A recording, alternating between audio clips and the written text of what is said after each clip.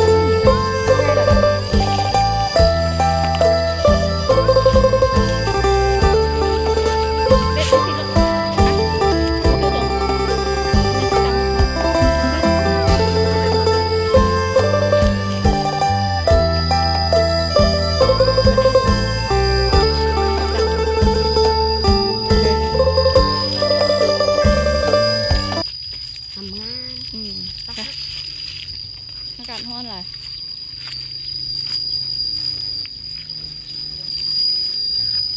ป้าหมูเพิ่นมีหมูอ่ะ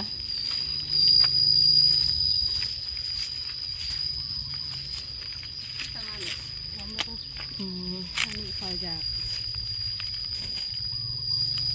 ได้นะอย่าถอด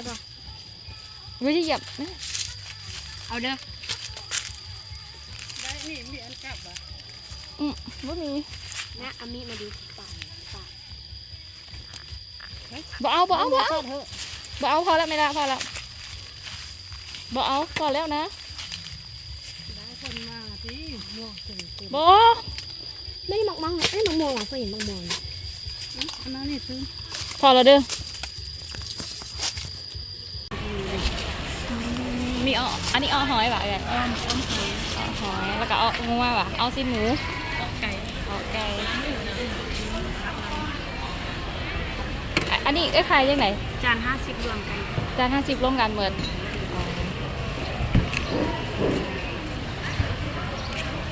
โอเคเอาให้เขา50,000รวมอันนี้2อย่าง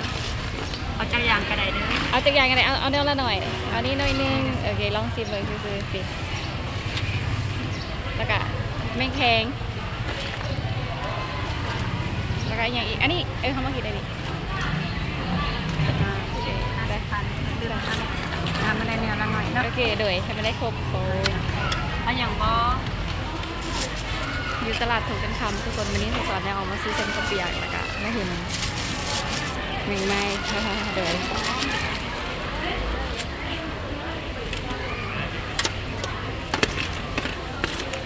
ก็คือมาขายดนว่ะ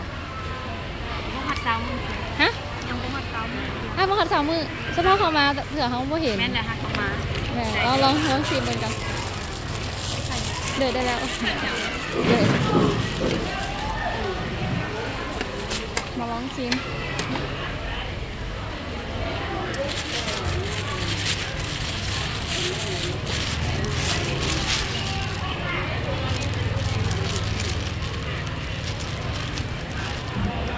นี่ร้านเล้ง50,000ด้วยป่ะแซ่บกินกับข้าวกันเนี่ย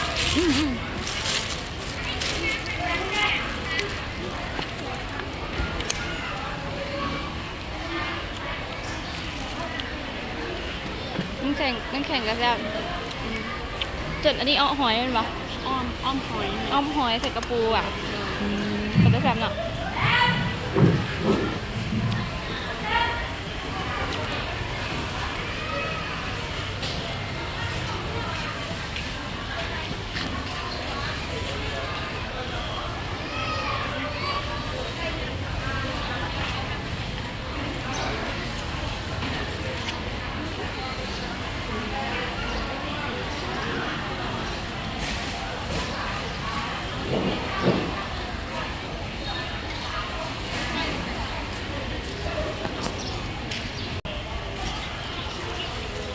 ข้างๆก็จะเป็นห้างกระเปียกกับห้างกระปุ้นทุกคนห้างกระปุ้นเครื่องใน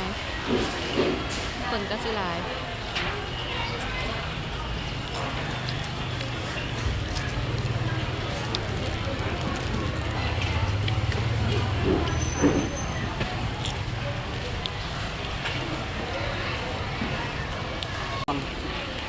ทุกคนสันก็เอามาซื้อกระเปียก